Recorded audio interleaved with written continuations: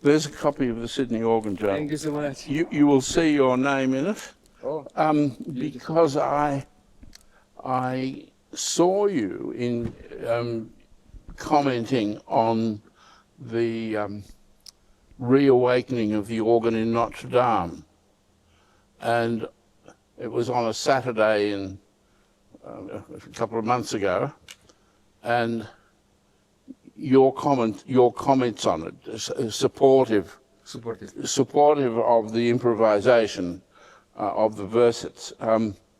I was very interested in that. That's why I wanted to talk to you about that, and that's where I saw you. yes. In a church in Vilnius, was it? It was in our church, Vilnius University St. John's Church. I decided to record this video defending those improvisations because I thought those masters really deserved more positive attention because it was a worldwide phenomena and such a significant event for entire organ community.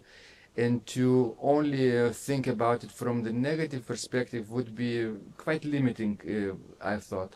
Well, I think so. And your point that was very well made, I thought, was that those four organists, Olivier Latry and so on, they could have improvised in a more melodic way if they wanted to, but it wasn't particularly appropriate. And instead, they improvised in what is the traditional way for Notre Dame de Paris, and that was appropriate. And exactly In the time available, it was very good. Yeah, myself included. I heard, let's say, Monsieur Olivier Latry improvise in America. When I was a doctoral student in University of Nebraska-Lincoln, he was inaugurating dual temperament organ at Omaha Cathedral, St.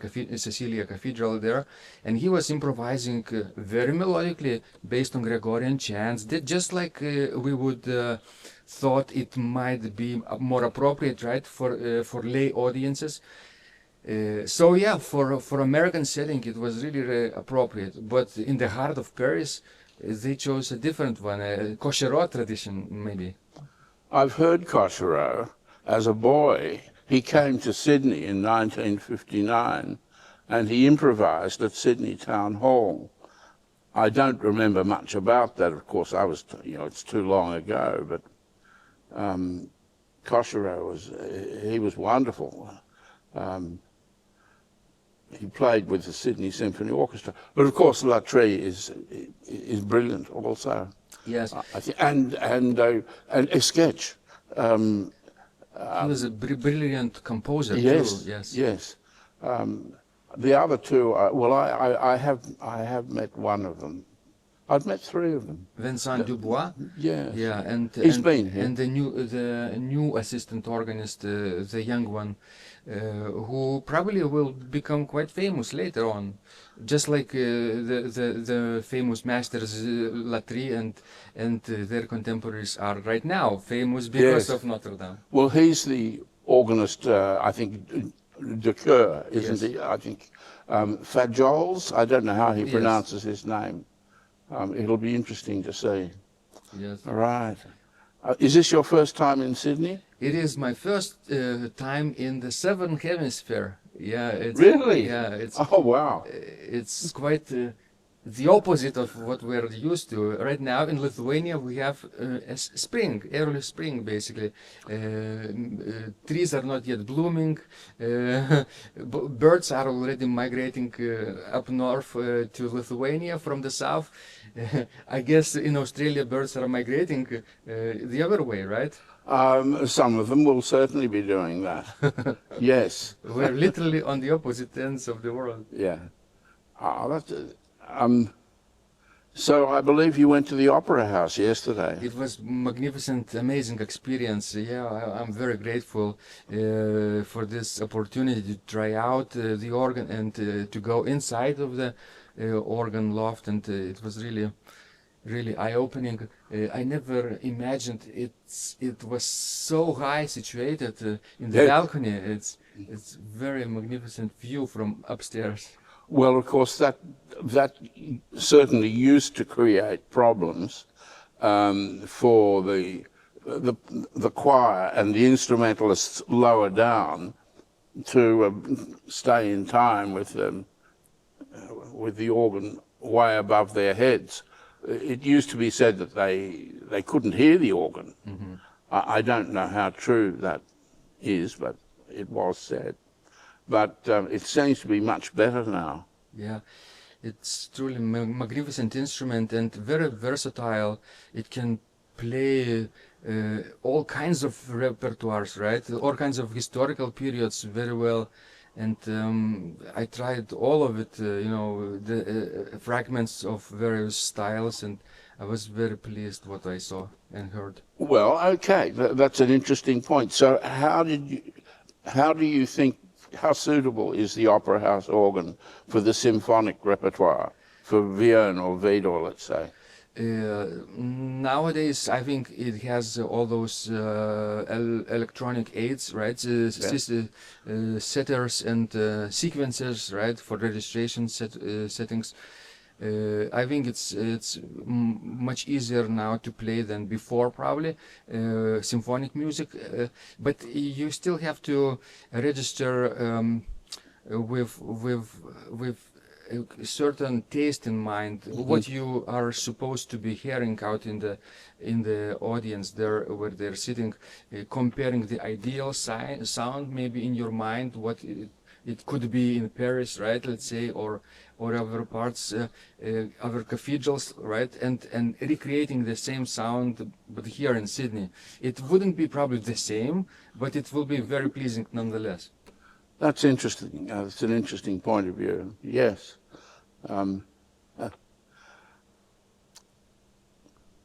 The opera house organ is certainly a wonderful instrument, yes. But it has, of course, been very controversial.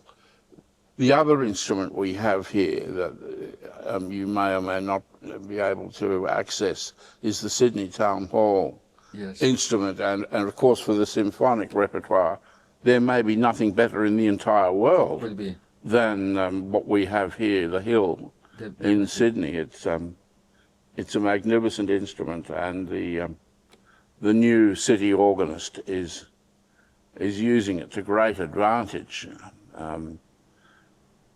I don't know if you'll be meeting him. How long are you staying in Sydney? I think we're leaving on Friday to Albury. Yes. Oh, after the recital here on Friday. Mm-hmm. Ah, right. I shall be coming to that. I'm looking forward to that very much. Look, I have to ask you, if you don't mind, about the political situation in Eastern Europe. Yes. Terrible. Yes, we are all worried. And well, yeah, please tell me about that. Yeah, it's exactly. The future depends on the outcome of the war in Ukraine, basically. Not many people realize, but Ukraine is defending Europe right now. Yes, it is. It's the same war, but the front is not on our borders, but a little bit further east, right? So where Ukraine border is with Russia. So Ukrainians are fighting for their chance to live, to be independent, for survival, basically, which is admirable, right? For 3 years in a row, they are not defeating. Dictator Putin said, "We will defeat you in 3 days," right? Mm-hmm.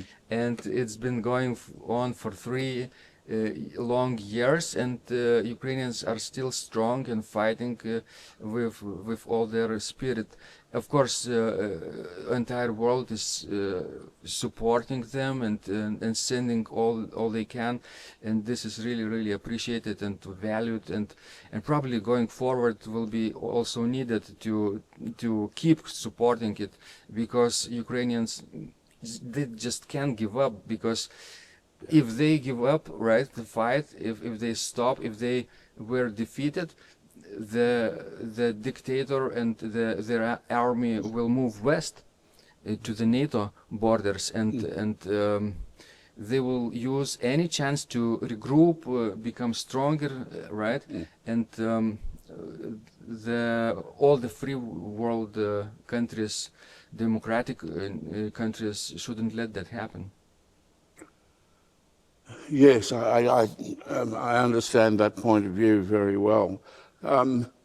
Presumably, Lithuania, like Poland and the other Baltic states, the Eastern European countries, are rearming Yes, or making exactly. preparations to defend themselves. This war in Ukraine has been a great wake-up call for all of us, not to depend on just one significant army, NATO as a whole, but entire system has to work to defend itself, right? Every nation has to defend itself, and then it will become stronger as a group, as an alliance, basically. So yes, we are. All of most of the countries are increasing their defense budget year after year and developing their defensive capabilities because of that. So do you personally trust NATO to defend the Eastern European states? Yes, NATO is still a strong alliance, and you're confident. Yes. And, right. And I think some insignificant, details, some rumors, right, might be going on about uncertainty, but we have to be strong and believe in the future together, because that's what Russia wants, to divide and conquer, right? Mm-hmm, yeah. Basically. Yeah. The other question I'd like you to comment on is generally the situation for organists in Eastern Europe, where the Orthodox Church is, as I understand it, is strong, but strongly against organ music in churches. I don't know. And yet there is organ culture in Russia, but how is it and presumably in Poland too, strongly. But how strong is organ culture, the community of organists in Lithuania? Well, for example, Lithuania is 80% Catholic. All right. So we do have Orthodox Church, which has actually separated from the Russian Orthodox Church when right. the war in Ukraine started. It now belongs to the Greek Orthodox Church. That's it. Yes, and actually it's been going on like this for a couple of years now. And but Lithuanian organ culture is mainly developed partly of their connections with the Roman Catholic Church, Roman Catholic traditions. Out of the three Baltic countries, Estonia in the north, Latvia in the middle, and Lithuania in the south, Lithuania only is the only Catholic country. Latvia and Estonia, they are mostly Lutheran countries. Except Latvians also have a major part of population Roman Catholics and some Orthodox also. So also Estonians have Lutherans and a little bit of Orthodox as well community. So do you and other Lithuanian organists, do you find yourself going to Estonia and Latvia to play concerts and recitals? Yes, there are a number of significant historical instruments and concert instruments in our three Baltic countries, and it's really fun and beautiful experience to explore those instruments. Yes. And my wife Aushra and I were traveling quite a few times in our countries, playing those historical instruments. Estonia, Tallinn Cathedral we played last year, Riga's Cathedral we played also last year, also Riga's in Latvia there is a very significant organ historically in Liepājas Cathedral. It's on the Baltic coast. Liepājas Holy Trinity Cathedral houses the largest tracker action organ in the world. It has 131 stops, just like in Sydney Opera House, but it doesn't have any electricity except the blowers, you know. Right. It doesn't have any electronic systems, anything, any stop action with the help of electricity. It all is mechanical, and historically it's been very important for that region from 1883. Beautiful, magnificent organ, and it's challenging to play, but very rewarding experience. Heavy? Heavy because Yeah. it does have Barker lever, Barker All machine on the grate, on the Hauptwerk manual, but other divisions don't have Barker, so it's really heavy, and it has, I think, 12 winches altogether, and all are separated and engaged manually by separate ventils. So you can change registrations by the help of ventils also. Right, and who was the maker of that instrument? There were actually Originally. 5 different makers, including Concius, Hermann, Grüneberg, right, and all of them not rebuild the instrument but enlarged through the centuries. It started in the Baroque period and ended in the late Romantic periods. So it's very old then. It Yes. started in the Baroque period. In the Baroque, yes. What, 18th century, presumably. 18th century, yes. Wow. I haven't heard of this organ. And you say it's the largest mechanical action organ in the world? In the world, yes. Because we've been taught to believe that the Sydney Opera House organ is the largest mechanical action organ in the world. If you only consider key action, then it might be larger, right? Because probably it is larger because it has 5 manuals here in Sydney, right? Right. And in Liepāja, in Latvia, it has 4 divisions, 4 manuals, and understandably, Sydney organ has probably more pipes, right? Okay. But it does have electric stop action. It does. And Latvian organ is all Does not. mechanical. Mhm. Okay. Well, that's a significant difference. Yes. Yeah. So it's fun, and of course our southern neighbor Poland, right? It's all Catholic, very Yes. Catholic country, and Lithuania was in Commonwealth with Poland for several centuries, Yeah. and we have a shared culture with them, and organ tradition is also quite similar there, with some important differences, but to explore that part of region is very interesting as well. Right, thank you. Now, to what extent I'm thinking of the charismatic movement, the drums and guitars replacing organ music in churches. Is that happening in Eastern European countries? I think it's a worldwide phenomenon in Roman Catholic Church. Unfortunately, I say unfortunately because Roman Catholic Church has a very old, centuries-old tradition of choral music, Gregorian chant music, right, and organ music as well.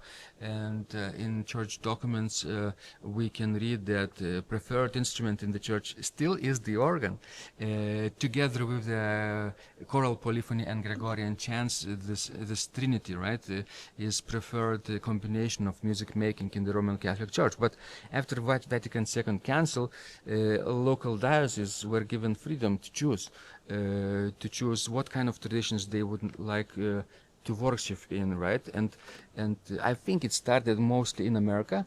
Yes. This pop music revival in the church, and we could see guitars and later all kinds of keyboard instruments. And this happens in our country as well, but in the church where you're the organist? We have youth mass, for example, Yeah. and obviously the youth would play guitars, and this is understandable. But for example, in our church, Aušra, my wife and I, we work at Vilnius University, St. John's Church. It belongs to university. It's a university it's a church. university church. So Okay. it's like a shared community between academia and the parish, right? The church part of the St. John's Church is governed by the Jesuit monastery. Right. So it's shared between the university and the Jesuit community. So the Jesuits are quite in fond of their organ. They are. I of talked course, to the culture. Jesuits here in Yes. Sydney years ago. And we're lucky to have this connection with the university and the Jesuits, because they admire They respect. deep respect culture and yeah, and they things do. like that. So yeah, lots and lots of things are yet to discover in our Baltic tradition. It's not only Lithuanian tradition, but we could see as a broader Baltic tradition, all countries around the Baltic Sea, not only on the eastern shore, but also on the western Finland shore. and Sweden. Scandinavia, yeah. It's Right. all Baltic tradition with some local unique elements, right, for Sweden and and Finland, right, and Estonia and Latvia, Lithuania, and then Poland in the south, and then even Denmark and Germany. It's all part of that Baltic region, and very interesting to explore. For example, my wife Aušra and I, we play this very interesting project as organ duet, Baltic Reverie it's called. We play composers and music from around the Baltic Sea, all the 7 countries around the Baltic Sea, except Russia now. We don't play Yeah, Russian music yeah. because of understandable reasons. So yeah, and we played in this kind of music even as far as north as Sweden and even Iceland. Really? Yes, we played in Iceland in Reykjavik. Well, there are some very fine pipe organs in Iceland. Yes, last summer we were playing 4 recitals in Iceland. Really? It's a magnificent Nordic country. So you are the organist in a university church. Yes. Right. So you're employed by the university. university. And you teach in the university. Yes, I'm the artistic director of university organ studio called Unda Maris, just like Unda Maris. Unda Maris. Right, like one of the most organ beautiful stop. organ stops. Even here we have Unda Maris Yes, at right. St. Stephen's, and it's a beautiful stop, undulating stop. Yes, right? waves of the sea. Yes, Right. and we have a small but very active organ studio. It consists of students from university of various departments. We don't have a music department at university. We have various other departments. So let's say students studying law, medicine, physics, mathematics, chemistry, anything, languages, linguistics, they can come to us if they have some keyboard background. If they know how to play the keyboard, we can teach them how to play the organ. And even elderly members of the university community can learn to play the organ as well. We have some seniors learning the organ. They are over 70 years old and still playing strong. Very good. I'm over 72. Do they earn credit towards their degree by going to having organ lessons? It's more like a club. It's more like a hobby for them. It's like A hobby. Okay, yes. so they're essentially amateur musicians. Yes, amateur musicians. Yes. Right. But it also strengthens their connections with the university, because on a number of occasions I've heard our students from the organ studio say that they chose this Vilnius University because of the chance to play the organ. because this Right. organ has been so well promoted around the social media throughout the years that it's quite famous now in Europe and other countries as well. What sort of a pipe organ is it? It's Right. tracker organ, 3 manuals and pedals. It has 64 stops. It's the largest pipe organ in Lithuania. Right. It has a very interesting history because it wasn't built for that church at first. It was actually built for the Jesuit church, but in current territory of Belarus, in Polotsk city, Right. which was still Commonwealth of Poland and Lithuania in the 18th century. And a small one manual instrument with 22 pipes, 22 stops basically.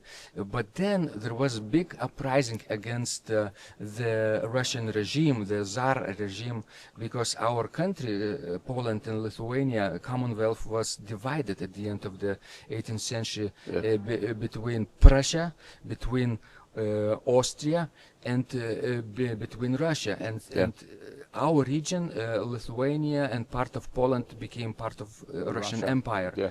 And in 1831 there was big uprising in our Yes. local region, and unsuccessful uprising though. And at the end of this uprising, all of the Catholic churches were closed, and Really? even Jesuit church in Polotsk was closed, and their organ, the predecessor of the current St. John's Church organ, was being, demolished, or basically their future was uncertain. So what happened was that professors from the medicine department from Vilnius University asked for the chance to transfer that organ from Polotsk to Vilnius, to St. John's Church, and they got permission, and local organ builders made it even larger instrument into 3 manual instrument, and then it was later even enlarged even to the current state, and it's been very famous throughout the region, except when the Second World War came. This organ was in very bad shape because soldiers with military boots were climbing up into the organ inside and damaging the pipework.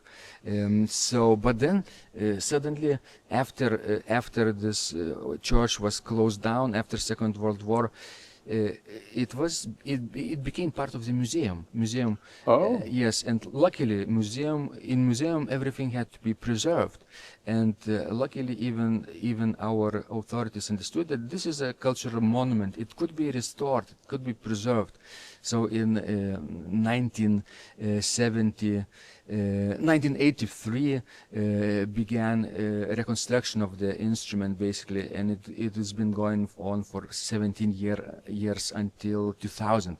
And the first sound of the reconstructed organ were played in the summer of 2000. And it was a big celebration.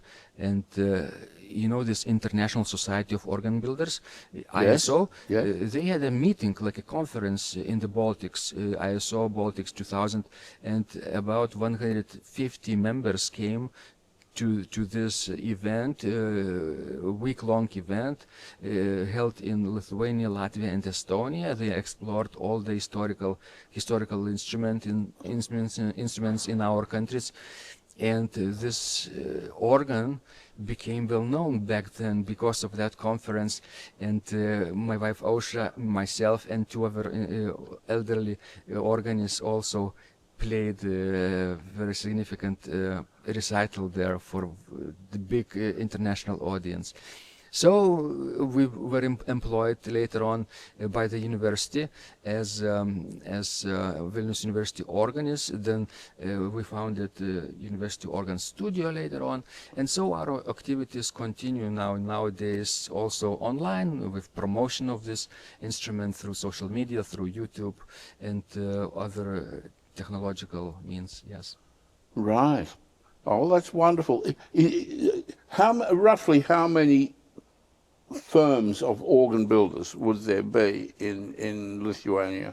Right now, not many, because 2 or 3, more than yes, 10? no, not more than probably 2 or 3, because Right. because the market for of organ builder is small in our countries, and there are organ builders working from Latvia, let's say, and repairing organs in Lithuania and even in Poland, throughout several countries, and also Polish organ builders coming into Lithuania and helping to Right. repair our instruments as well. And is there a culture of preserving, restoring old organs, or is there a tendency to enlarge them and modernize them?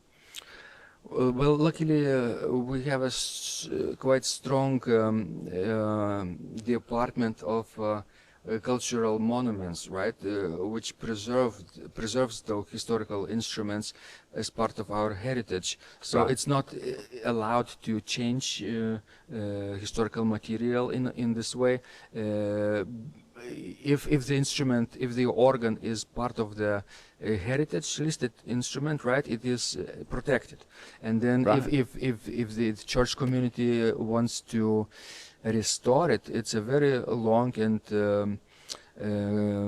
detailed process how to do it, and luckily we have been having several restorations like this. And for example, the famous Kasparini organ at the Holy Ghost Church has been in the process of restorations since 2000. Really? So more than 20 years. Oh. But now I think it's in the final stages. It's been a long process due to part of the lack of finances, a little bit of politics, and now we're very much looking forward to seeing the final results. I bet. Oh, well, on that note, perhaps we can conclude. Thank you very much for Thank you so much. for talking to the to me and the Sydney Organ Journal. I'm sure our readers will be very interested in what you have to say. We've not, so far as I know, ever met a Lithuanian organist here in Sydney, and heard a Lithuanian musician play, and a lot of us are looking forward to that. And we'll hear you play on Friday. I'm also very much looking forward to meeting local organist community and even some part of Lithuanian community as well. I've heard there are some Lithuanians here in Sydney as well. So it would be interesting to meet all diverse community here. And actually, my good friend James Flores, who organized this, helped organize this organ trip to Australia for me, we became friends through internet. I heard him play, he heard me play on YouTube, and he is promoting Australian organs, I'm promoting Lithuanian organs. Fine. And this is sort of has been very rewarding experience. And you'll enjoy going down to Albury. Yes. The organ in the parish church there is a very fine one, I think. So you'll be very welcome in Australia. Please come again. And thank you. Thank you for being so informative and interesting. Thank you. It's such a fascinating country. I'm just visiting for the first time, but discovering so many wonderful details about architecture, culture, even cuisine, right? I even tried Vegemite, the famous. It's a very, very interesting Good on you. experience. Yeah. That's great. Thanks very much, Vidas. Thank you. Pleasure.